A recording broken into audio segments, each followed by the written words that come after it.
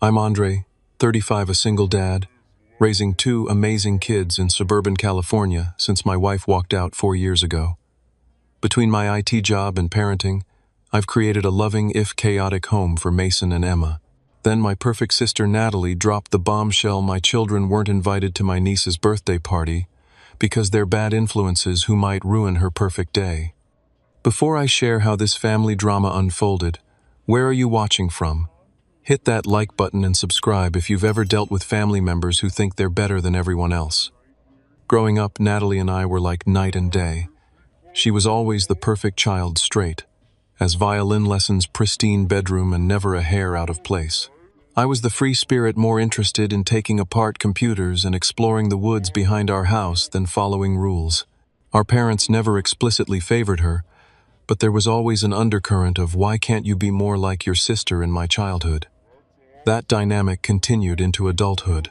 While I pursued my passion for technology and landed a solid but modest IT job at a mid-sized company, Natalie married Richard, a successful investment banker, who whisked her away to a 6,000-square-foot mansion in the Oaks, the most exclusive neighborhood in our city.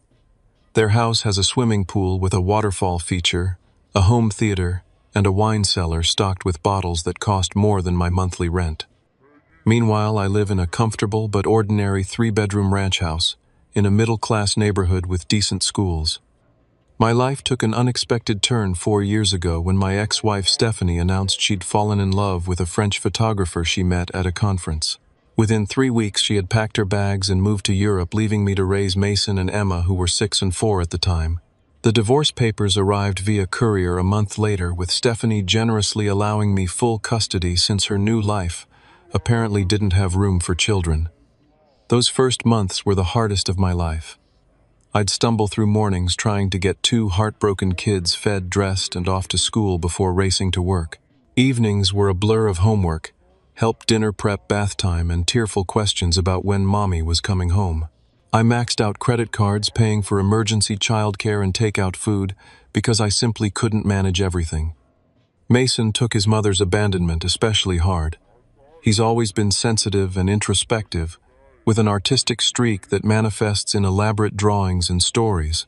After Stephanie left, he became even more withdrawn, creating fantasy worlds in his sketchbook rather than engaging with the painful reality.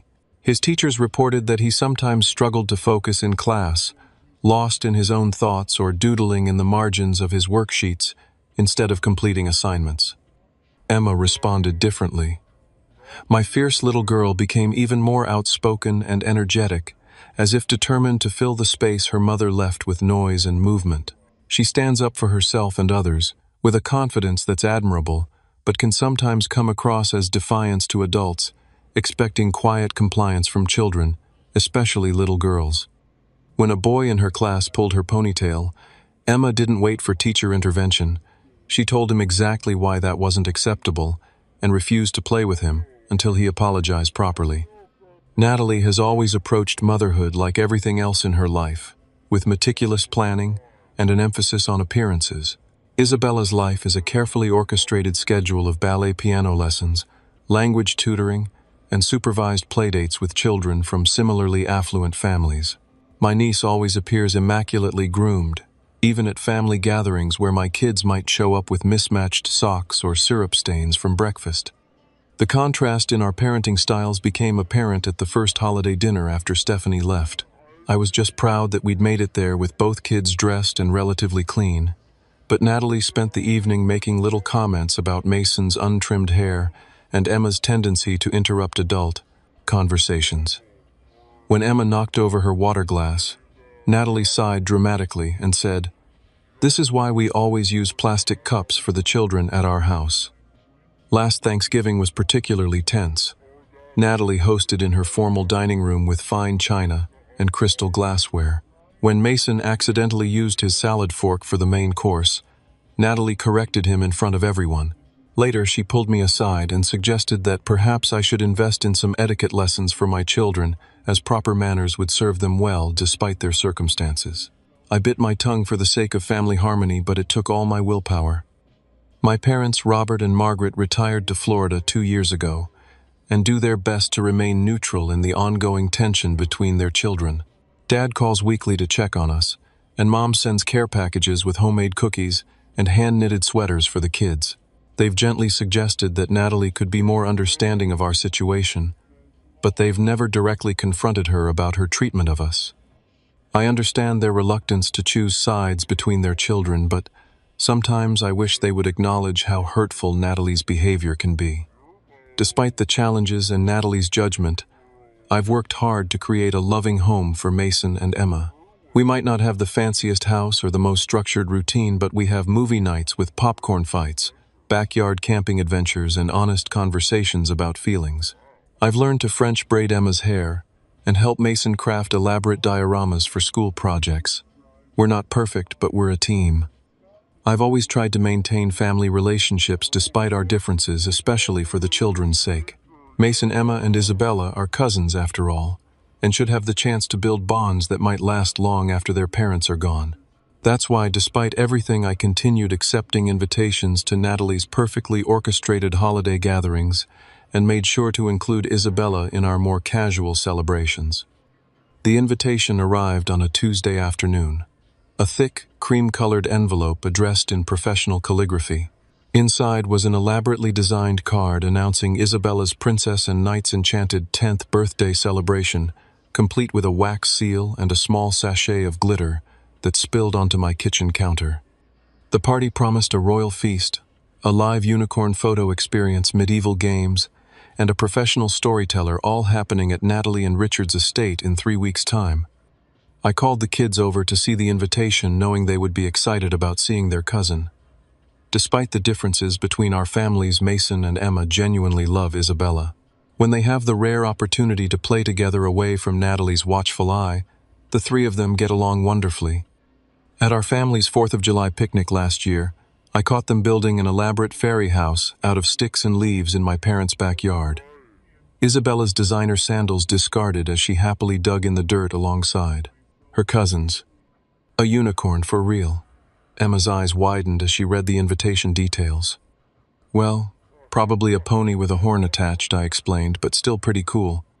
Can I wear my dinosaur costume instead of a night outfit? Mason asked, already thinking about how he could adapt to the theme in his own unique way. I laughed. We'll figure something out, buddy.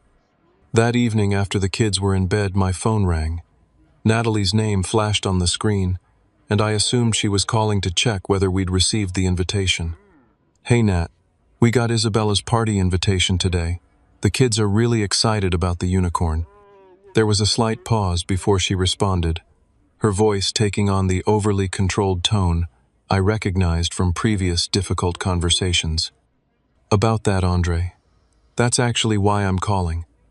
I wanted to discuss the invitation with you directly. Something in her voice made me sit down at the kitchen table. Richard and I have given this a lot of thought, she continued, and while we'd love for you to attend the celebration, we think it's best if Mason and Emma sit this one out. The words hung in the air as I struggled to process what she was saying. What do you mean, sit this one out? They're Isabella's cousins. I understand that, and it was a difficult decision, Natalie said, though her tone suggested it hadn't been difficult at all. But this is a very special day that we've been planning for months. We've hired professional photographers and videographers to capture everything, and the guest list is very carefully curated. Carefully curated. They're children, Natalie, not museum exhibits. She sighed, the sound crackling through the phone speaker. This is exactly why we're having this conversation. Your defensive attitude doesn't help. If you must know, Mason and Emma's behavior at family gatherings has been concerning. Concerning? What are you talking about? Well, for starters, Emma speaks out of turn constantly. At Christmas dinner, she interrupted Richard's colleague 3 times during one conversation. And Mason, I'm sorry, but he's just so unpredictable. Remember when he broke that crystal vase in our foyer? That was an accident, and he apologized immediately. I countered, feeling heat rise in my chest. He even offered to use his allowance to replace it. It's not about the vase, Andre. It's about the pattern of behavior. Your children are high energy and undisciplined. This party is very important to Isabella, and to us. There will be several influential families attending, including Richard's managing director and his wife. The true reason for the exclusion was becoming clear. My children didn't fit the image Natalie wanted to project to her wealthy friends and her husband's colleagues. They weren't accessories that complemented her perfectly designed life. So this isn't about Isabella at all. This is about you showing off to Richard's bosses. That's unfair, Natalie snapped. Isabella specifically requested a sophisticated party this year. She's growing up, and her interests are maturing. She wants an event that feels special and elevated. Did Isabella specifically ask for her cousins not to be invited? I challenged. Because the last time they were together, they were inseparable. There was another telling pause. Children don't always understand social dynamics and expectations. As parents, we sometimes need to make difficult decisions for them. We went back and forth for another 20 minutes, with Natalie citing increasingly minor incidents as evidence of my children's unsuitability for her daughter's celebration. By the end of the call, it was clear that her decision was final. Mason and Emma were not welcome at Isabella's party, though I was still expected to attend, presumably to deliver a suitably expensive gift. The hardest part was explaining the situation to my children. I waited until the next evening, wanting time to process my own anger before trying to frame the exclusion in a way that wouldn't damage their self-esteem. "Hey guys, we need to talk about Isabella's party," I began, as we sat at the dinner table. Mason looked up from his spaghetti. "I've been thinking about what to get her. Maybe one of those jewelry-making kits. She said she liked the bracelet I made at camp." The thoughtfulness behind his suggestion made what I had to say even more difficult. "That's a really nice idea, buddy. But I actually got a call from Aunt Natalie yesterday. The party is going to be a bit different than we thought. It's going to be more of a grown-up event." Emma's fork clattered against her plate. "But the invitation said princesses and knights. That's not grown-up stuff." I took a deep breath. "I know, and I'm sure there will be fun activities. But Aunt Natalie explained that this party is going to have a lot of her and Uncle Richard's friends there, and it's going to be very formal. She thinks it might not be much fun for kids your age." "But Isabella's our age," Mason pointed out quietly, his brow furrowed in confusion. "You're right, and Isabella will be there, of course. But the party is specially planned around what she likes." The explanation sounded weak even to my own ears. "So we're not invited?" Emma asked directly, her lower lip beginning to tremble. "But we're family. Isabella's our cousin." "I'm still going to go and represent our family," I said, hating every word. "And we'll plan something special to do together that weekend instead." "Did we do something wrong?" Mason asked, his voice so small it nearly broke me. "Is Isabella mad at us?" "Absolutely not," I said, firmly reaching across the table to squeeze his hand. "This isn't about anything you did, and it's not Isabella's choice. Sometimes adults make complicated decisions that don't make sense. This is one of those times." But as I looked at Mason's downcast eyes and Emma's barely contained tears, I knew that no explanation could prevent the rejection from hurting them. My sister had deemed my children unworthy of inclusion in a family celebration, and they were old enough to understand exactly what that meant. Sleep evaded me that night. I tossed and turned, replaying the conversation with Natalie and seeing the hurt in my children's eyes. Around 3 in the morning, I gave up and went to the kitchen to make some tea, only to find Mason sitting at the table with his sketchbook. "Hey buddy, can't sleep?" I asked, keeping my voice low so we wouldn't wake Emma. He shrugged, continuing to draw what looked like a castle with a high wall around it. "I'm just working on some ideas." I sat beside him and gently turned the sketchbook so I could see better. The drawing showed a castle on a hill with 3 small figures outside a gate where a guard stood. It didn't take a psychologist to interpret the symbolism. "Want to talk about it?" I offered. Mason set down his pencil. "Why doesn't Aunt Natalie like us?" The directness of his question caught me off guard. I'd been prepared for sadness about missing a fun event, not this fundamental questioning of family acceptance. "It's not that she doesn't like you," I started, then stopped myself. I'd always tried to be truthful with my children while protecting them from unnecessary hurt. This situation required careful balance. Aunt Natalie has very specific ideas about how things should be, including how children should behave. Those ideas aren't about you personally, they're about her own expectations. But we're not bad kids, right?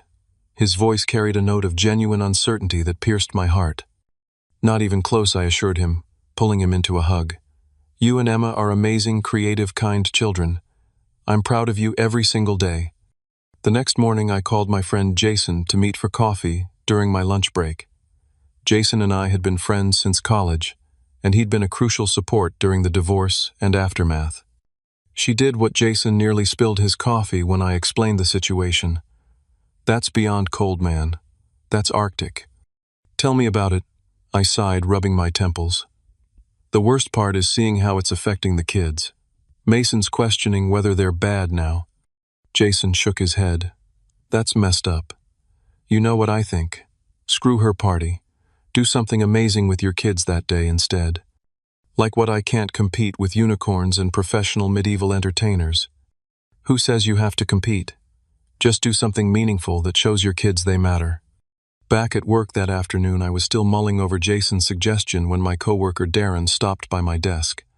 Hey Andre, quick question, you have kids, right? Around 10 or so. Yeah, Mason's 10 and Emma's 8. Why? Darren pulled out an envelope and slid it across my desk. My sister got these Disneyland tickets for her family, but her husband just got called away for a work emergency that weekend. She was wondering if you might want to buy them at a discount, rather than letting them go to waste. 2 adults, 2 kids, all-access passes. I opened the envelope and checked the date. The tickets were for the exact day of Isabella's party. It felt like the universe was sending me a sign. I quickly calculated what was in my savings account. I'd been putting away a little each month for a rainy day. This wasn't exactly what I'd planned to use it for, but seeing my children's wounded expressions the night before made the decision easy. How much does she want for them? The tickets weren't cheap even at a discount, but they were worth every penny. That evening, I started researching how to make the most of a day at Disneyland.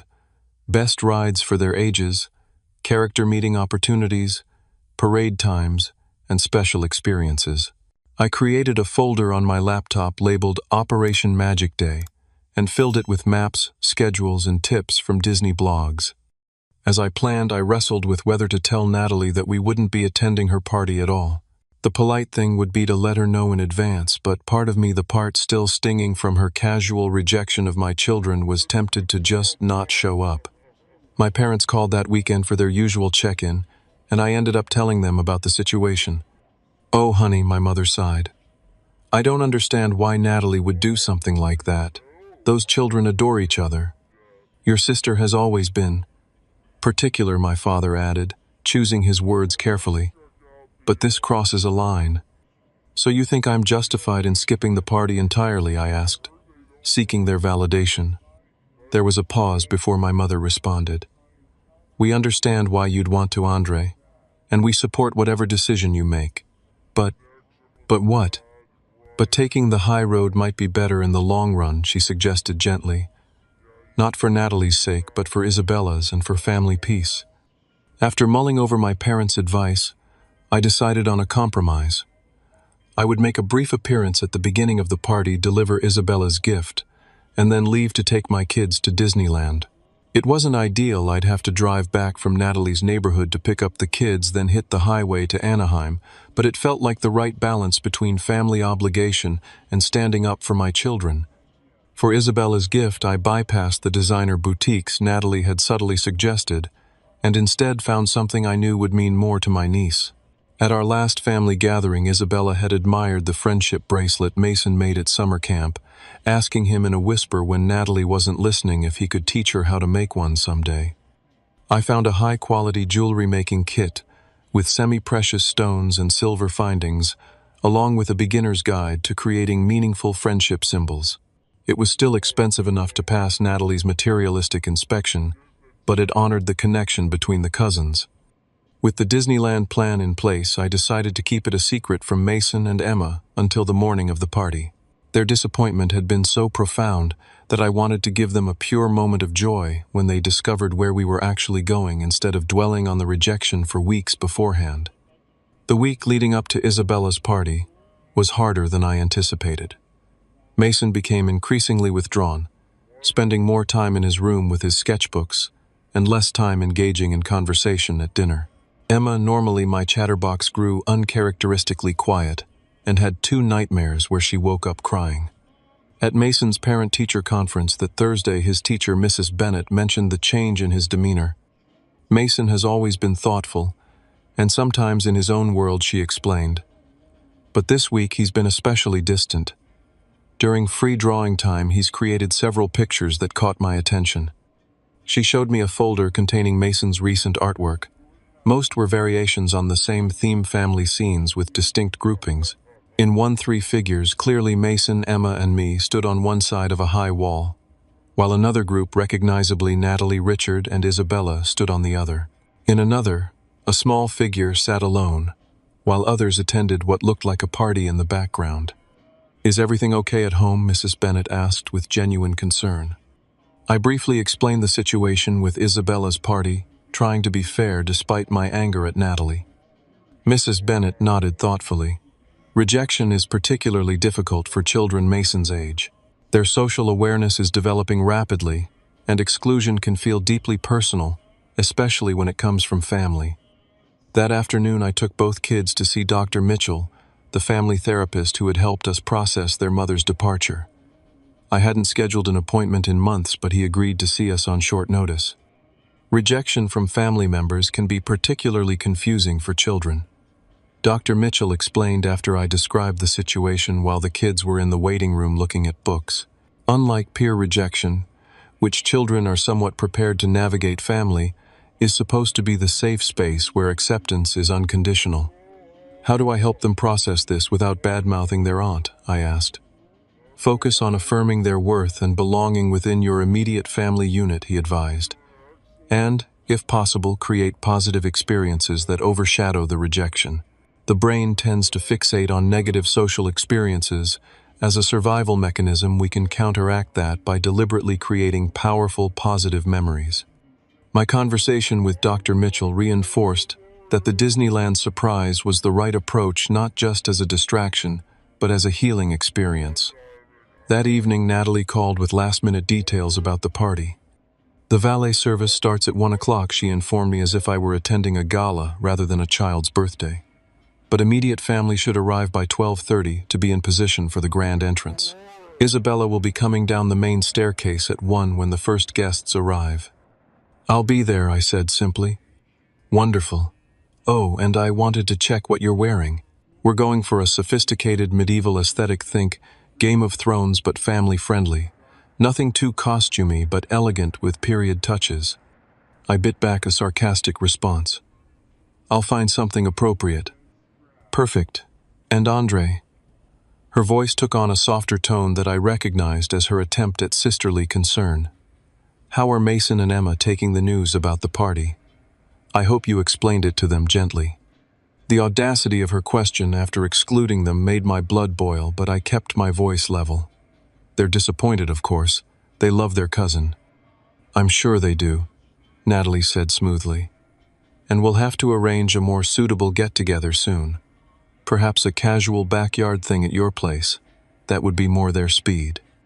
The condescension in her voice was unmistakable. In Natalie's world, my children were only worthy of casual backyard things, not the elegant social events she orchestrated. "We'll see," I replied noncommittally. "I should go now. Emma needs help with homework." After hanging up, I focused on preparations for our Disneyland adventure. I secretly packed a bag with sunscreen, water bottles, comfortable walking shoes for everyone, and light jackets for the evening when temperatures might drop. I printed our tickets and fast passes, studied the park map, to create an efficient route between attractions, and arranged to take the day off work. That night, Emma crawled into my bed around midnight, her cheeks damp with tears. "What's wrong, sweetheart?" I asked, though I had a pretty good idea. "Is there something wrong with me and Mason?" she asked in a small voice. "Is that why Isabella doesn't want us at her party?" I pulled her close. "Absolutely not. There is nothing wrong with either of you." "Then why can't we go? We're family." I chose my words carefully. Sometimes adults make decisions based on their own issues, not because of anything children have done. This is one of those times. But Aunt Natalie told Mommy on the phone that we're undisciplined and not properly socialized. I heard her when we were at their house for Easter. I was shocked both that Natalie would say such things and that Emma had overheard. Your Aunt Natalie has very specific ideas about how children should behave. But those are just her opinions, and they're not facts. Different families have different rules and values. So we're not bad. Not even a little bit, I assured her, hugging her tightly. You and Mason are incredible kids. You're kind, creative, smart, and brave. I'm proud of you every single day. After Emma finally drifted back to sleep, I checked social media and saw that Natalie had posted photos of the party preparations. Her elaborate medieval-themed decorations filled their grand foyer and backyard with Instagram-perfect floral arrangements and custom-painted backdrops. She had tagged several local celebrities who would apparently be attending, as well as the catering company, event planner, and photographer, all with impressive pedigrees and price tags to match. Looking at the extravagance through the blue light of my phone screen, I felt more certain than ever about our Disneyland plan. While Natalie created her picture-perfect social media moment, we would be creating genuine family memories. The next morning, I had to pretend to get ready for the party while keeping our true destination secret. The kids watched me with confusion as I dressed in a button-up shirt and slacks. "Why do you have to dress up if it's a princess and knights party?" Emma asked, perched on my bed as I tied my tie. "Aunt Natalie has specific expectations," I explained. "But don't worry, I won't be gone long." "Are you bringing Isabella our present?" Mason asked from the doorway. "Yes, I've got it wrapped and ready." "Will you tell her we miss her?" His question carried a vulnerability that nearly broke my composure. "Absolutely," I promised, making a mental note to have a private moment with my niece if possible. Natalie and Richard's estate was transformed when I arrived at 12:30 sharp. The circular driveway was lined with torch-style lanterns, and young men in medieval-inspired livery were ready to park guests' cars. A red carpet led from the driveway to the front door, where a photographer was setting up equipment to capture each arrival. Inside, the transformation was even more elaborate. The foyer ceiling was draped with fabric to resemble a castle interior, and banners bearing custom-designed family crests hung from the walls. Professional actors dressed as knights and court jesters mingled in the great room, while uniformed servers carried trays of themed appetizers and royal goblets of sparkling beverages. Natalie spotted me from across the room and glided over, resplendent in a deep purple gown with flowing sleeves that somehow managed to look both medieval and designer chic. "Andre, you made it." She air-kissed both my cheeks. "Richard, look who's here." My brother-in-law approached, dressed in an expensive-looking doublet and breeches that had definitely been tailored specifically for this occasion. "Andre, good to see you. Where should we tell the photographer to send your family's portrait?" The question highlighted the awkwardness of my solo appearance, and I saw Natalie shoot Richard a warning glance. "I'm just representing the family today," I replied smoothly. "Mason and Emma send their love to Isabella." Before either could respond, one of Natalie's friends approached a perfectly coiffed woman in a green gown who I recognized from previous gatherings. "Natalie, the unicorn handler needs to know where to set up the photo station." She paused, noticing me. "Oh, hello again. Andre, right.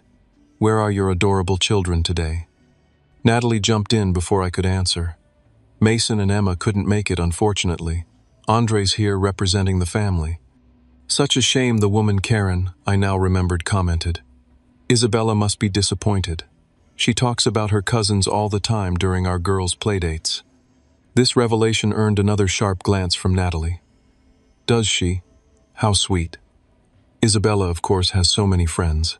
Speaking of which, is Lily excited about the professional face painter? She does the royal courts in Europe, you know."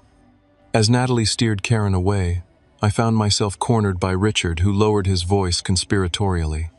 "Between us, I think Natalie made the right call about today. This crowd is a bit particular." He gestured around at the gathering guests, many of whom I recognized as executives from his firm. The Phillips son had a meltdown at their holiday gala, and they haven't been invited to anything since. Social currency is real in these circles. "Is that what this is about?" "Social currency." I couldn't keep the edge from my voice. Richard had the grace to look slightly uncomfortable. It's just how things work at this level. You understand. We have to be strategic. About children's birthday parties. About everything, Andre. You should be grateful that you're included in these circles at all. Most people in your situation wouldn't have these kinds of connections. Before I could respond to this remarkably condescending statement, a small voice called my name, and I turned to see Isabella running toward me, her custom-made princess gown billowing behind her. Uncle Andre. She wrapped her arms around my waist. You came. Where are Mason and Emma? I saved special seats for them at my table. Her genuine disappointment was confirmation of what I'd suspected. This exclusion had been entirely Natalie's decision, not Isabella's. They couldn't make it today, sweetheart, but they sent this present and lots of love. I handed her the carefully wrapped package. They miss you very much. Isabella's face fell, but I wanted to show them the unicorn, and the magician is going to make a real bird appear. I told Mom I wanted them here. Richard cleared his throat. Isabella, remember what we discussed about today's special guests. The seating arrangements have been carefully planned. He glanced at me apologetically before leading Isabella away to greet other arriving guests. As I watched them go, I overheard Natalie speaking to her friend group, which had expanded to include 2 more elegantly dressed women. Such a relief. Honestly, Natalie was saying in a hushed but carrying tone. Can you imagine Mason's reaction to the crystal punch bowl? And Emma would probably interrogate the unicorn handler about animal rights, or something equally inappropriate. Some children just aren't raised with proper boundaries. It must be so difficult for you, one of her friends sympathized. Family obligations can be so challenging. Well, we do what we can. Natalie sighed dramatically. It's not Andre's fault, really. Single fatherhood is beyond difficult, especially with their mother completely out of the picture. We try to include them when it's appropriate. I stood frozen, a medieval-themed hors d'oeuvre halfway to my mouth, as my sister effectively disparaged my children and my parenting to her social circle. The food turned to ash on my tongue. The final straw came 30 minutes later, when Natalie gathered everyone in the great room for a welcome speech. Standing on a small platform beside a towering birthday cake, shaped like a castle, she raised a glass. Richard and I are so grateful to everyone who has joined us for Isabella's special day. Family is everything to us. She paused to make meaningful eye contact with Richard's boss, and we believe in creating perfect family moments that will become cherished memories. Today represents the culmination of our parenting philosophy that children deserve beauty, structure, and refined experiences to shape them into the leaders of tomorrow. The implied contrast with my parenting approach was unmistakable. As the guests applauded, I quietly set down my drink, found Isabella to give her a quick goodbye hug, and headed for the door. Natalie intercepted me in the grand hallway. Andre, where are you going? We haven't even cut the cake. There's a whole medieval court presentation planned. I've seen enough, Natalie. I'm leaving. Don't be dramatic, she hissed, glancing back to make sure none of her guests could overhear. This is Isabella's special day. Is it? I challenged. Because it seems like it's more about you showing off to Richard's colleagues and your socialite friends. Her face flushed. That is completely unfair. Everything I do is for Isabella's benefit, including separating her from her cousins who she loves and who love her. I heard her, Nat. She wanted Mason and Emma here. You made this decision, not her. You don't understand the social dynamics at play, she insisted. Isabella needs to forge the right connections from an early age. Her future depends on it. She's 10 years old. Her future depends on being loved and accepted for who she is, not on whether the right executive's kid came to her birthday party. Natalie's expression hardened. This is exactly why Mason and Emma weren't invited. This attitude that rules and social norms don't matter. You're raising them in this chaotic environment with no structure, no discipline. No, I'm raising them to be kind, authentic human beings who value people over appearances. And right now, I'm going to go be with my children, instead of standing here listening to you justify treating them like they're not good enough for your perfect life. You're just jealous. Natalie snapped her composure, finally cracking. You've always resented my success, my marriage, my beautiful home. Keep telling yourself that I said opening the front door. Enjoy your perfect party. The drive home from Natalie's estate was a blur of emotions: anger at her elitism, hurt on behalf of my children, and lingering shock at how openly she had disparaged our family. But as I pulled into my driveway, I made a conscious decision to set those feelings aside. Today wasn't about Natalie anymore. It was about showing Mason and Emma that they were valued, loved, and worthy of wonderful experiences. They were waiting in the living room with Mrs. Perez, our elderly neighbor who often helped with childcare. Both looked surprised to see me home so early. "Dad, what happened to the party?" Mason asked, putting down his book. "Change of plans," I announced with a grin I couldn't contain. "I'm thinking we should do something else today. Something more fun than sitting around here." Emma eyed me suspiciously. "Like what?" "Well," I said slowly, pulling the Disneyland tickets from my pocket, "how does this sound?" Their reactions were everything I'd hoped for. Mason's jaw literally dropped, while Emma's scream of delight probably reached the neighbors 3 houses down.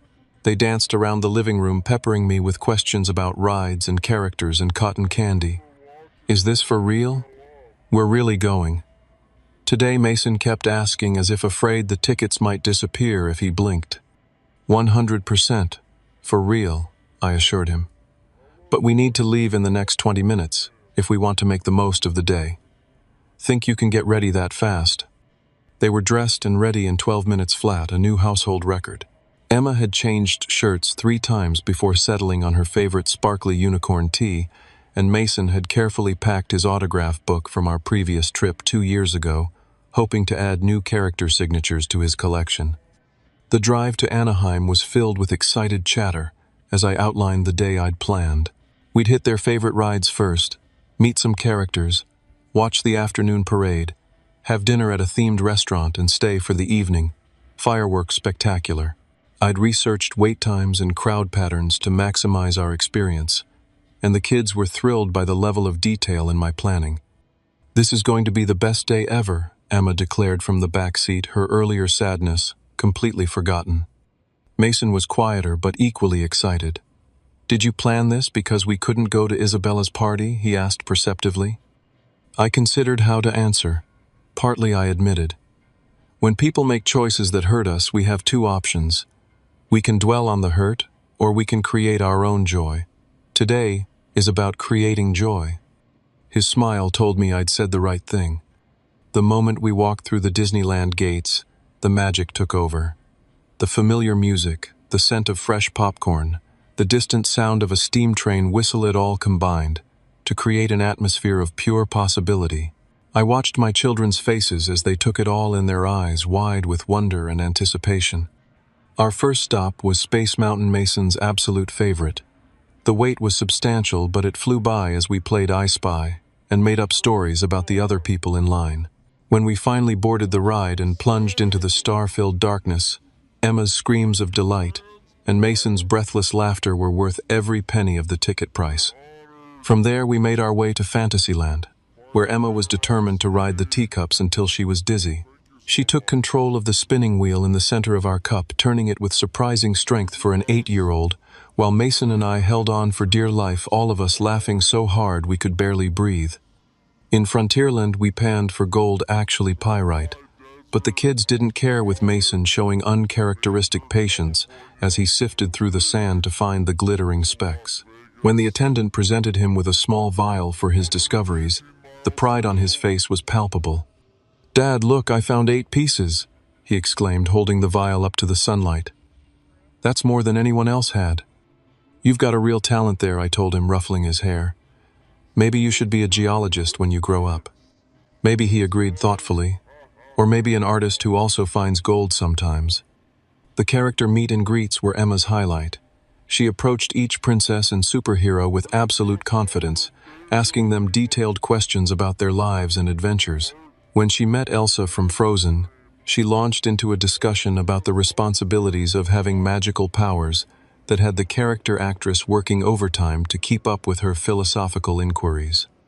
"You have to be really careful with ice powers," Emma informed Elsa seriously, "because you could freeze someone's heart by accident if you're having a bad day, and that would be really sad for everyone. I watched from a few feet away, struck by how different this Emma was from the tearful child who had crawled into my bed wondering if there was something wrong with her.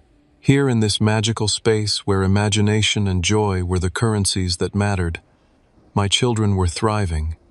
We took a break midday for lunch at a New Orleans-themed restaurant where Mason tried gumbo for the first time.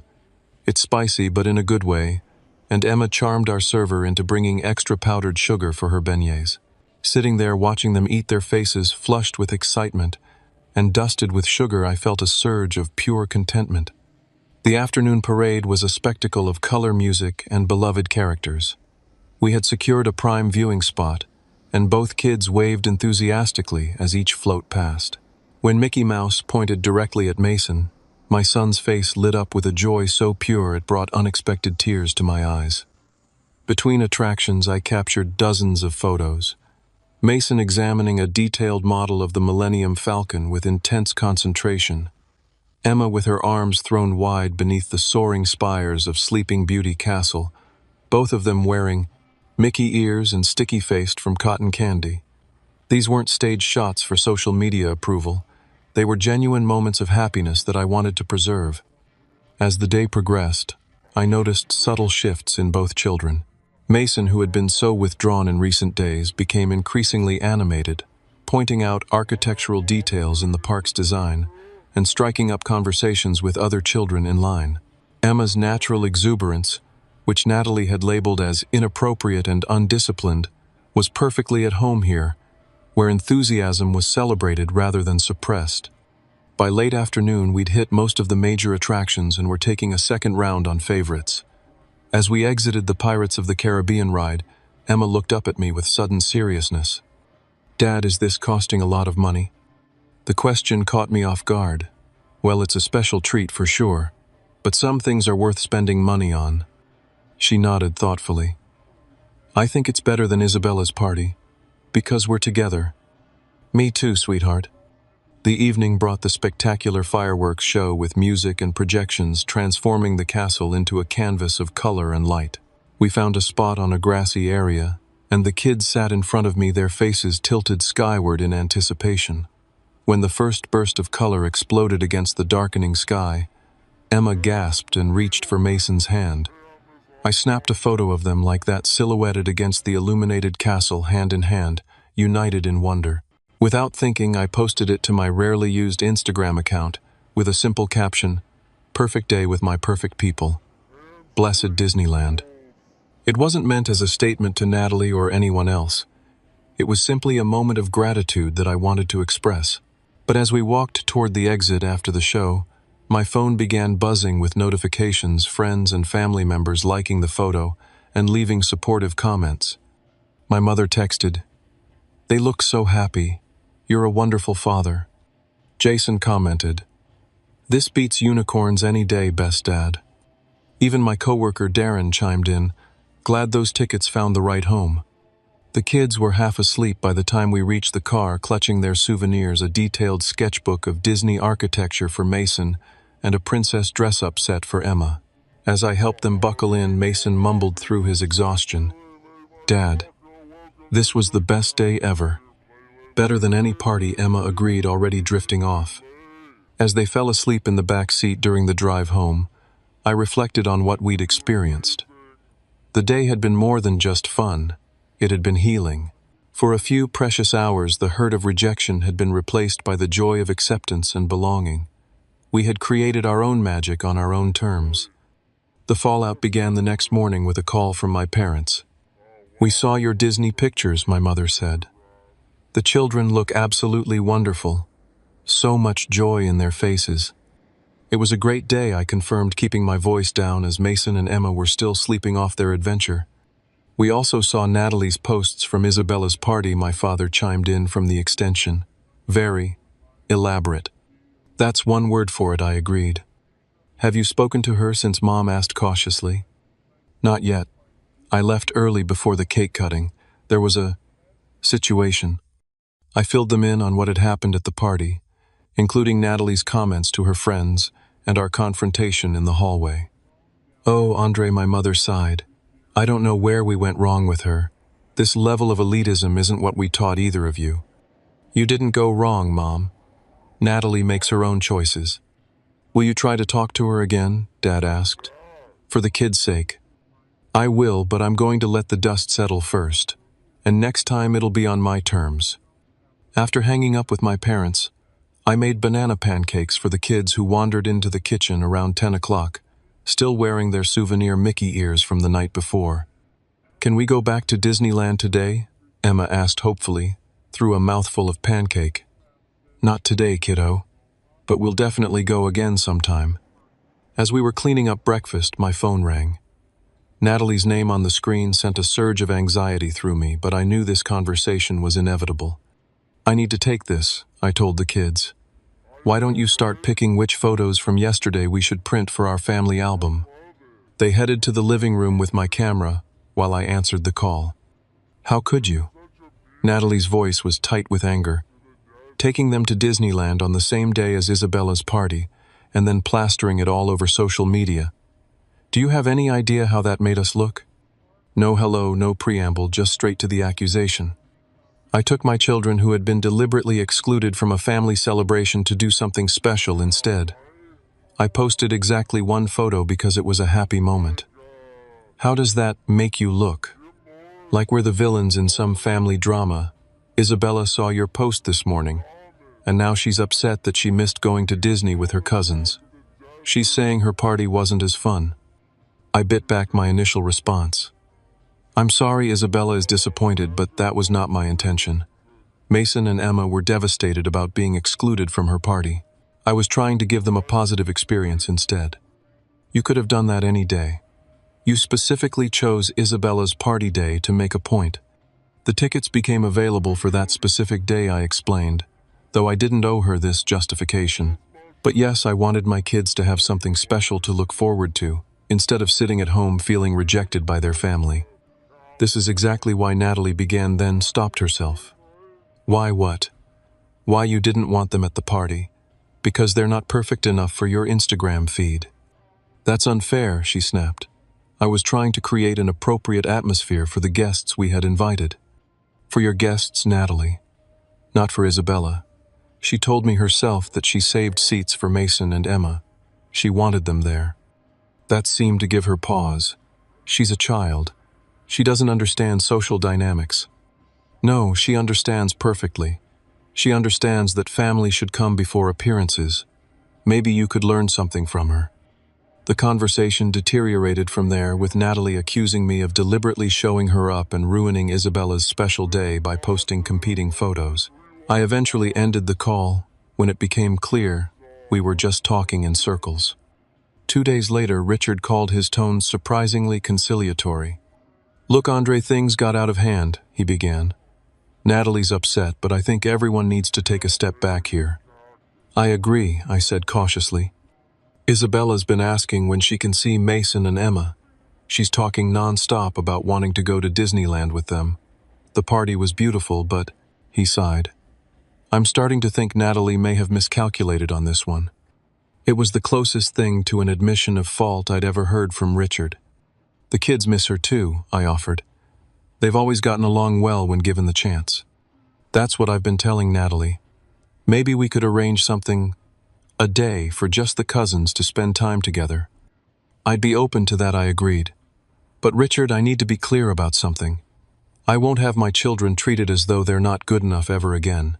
They deserve respect even if their manners aren't always perfect, or their clothes aren't always designer brands. There was a pause before he responded.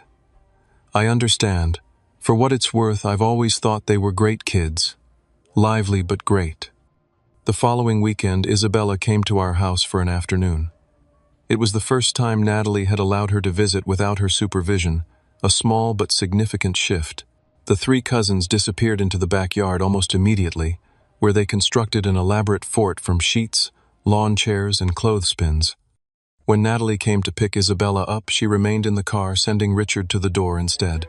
But through the windshield, I could see her watching as Isabella hugged Mason and Emma goodbye, all 3 children reluctant to separate.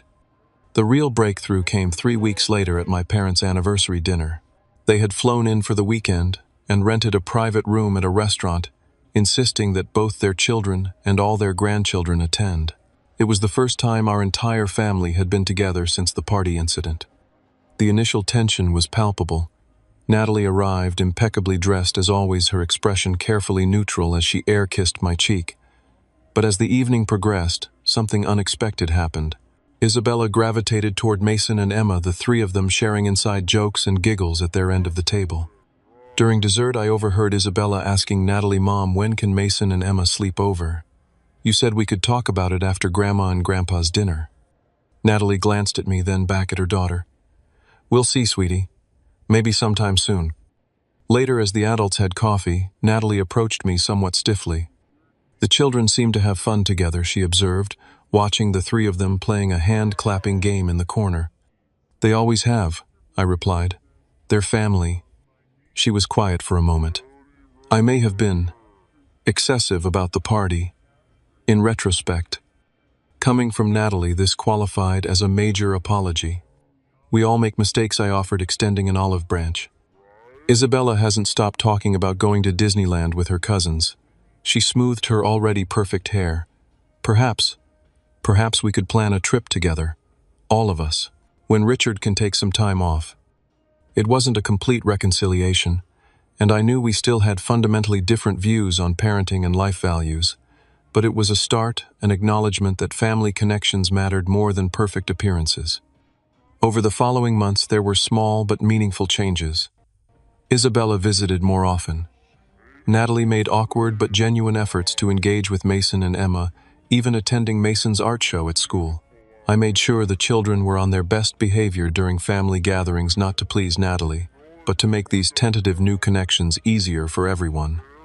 The most profound change, however, wasn't in Natalie, but in me. Standing up for my children had forced me to also stand up for myself and my values. I stopped seeking Natalie's approval or feeling inferior because our lives looked different. Instead, I embraced the beautiful chaos of our imperfect but loving family unit.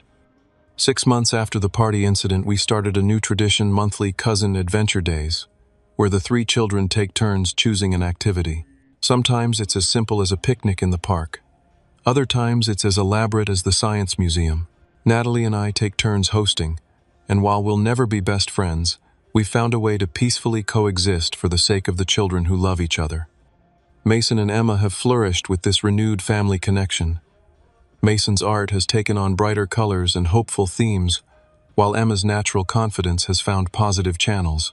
Most importantly, they know that their worth isn't determined by someone else's narrow standards, that being true to themselves is more valuable than fitting into anyone's perfect picture. As for me, I've learned that standing up for what matters doesn't always mean grand gestures or dramatic confrontations. Sometimes it's as simple as choosing joy over resentment, authenticity over approval, and love over appearances. In protecting my children's hearts, I found my own strength. Have you ever had to stand up for your children against family judgment, or found yourself choosing between keeping the peace and protecting someone's feelings? Share your experiences in the comments below. I'd love to hear how you navigated your own family dynamics. Don't forget to like this video. If it resonated with you, subscribe for more real-life stories, and hit that share button if you know someone who might need to hear this message today. Remember, family isn't about perfection. It's about acceptance, love, and the courage to choose what truly matters. Thank you for listening, and until next time, cherish the perfectly imperfect moments with the ones you love.